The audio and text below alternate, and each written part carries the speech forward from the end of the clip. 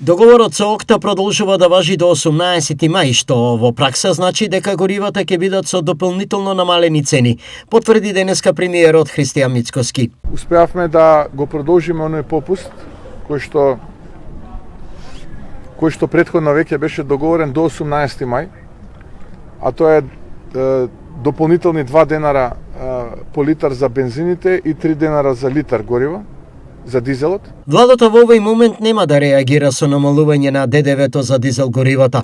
Попустот од ОКТА е важен во контролата на цената на горивата, истакна Мицкоски. Важно е дека попустите продолжуваат за сите оние компании кои што практично добиваат од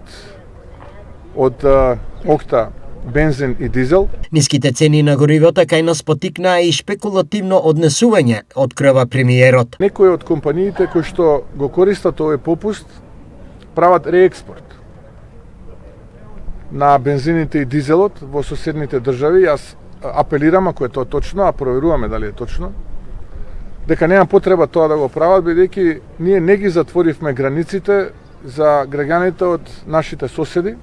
Тие и сега слободно ги точат гориво на бензинските пумпи во Македонија, така што нема потреба од ваков тип на шпекулативно однесување, доколку е точно, а ние проверуваме дали е тоа точно.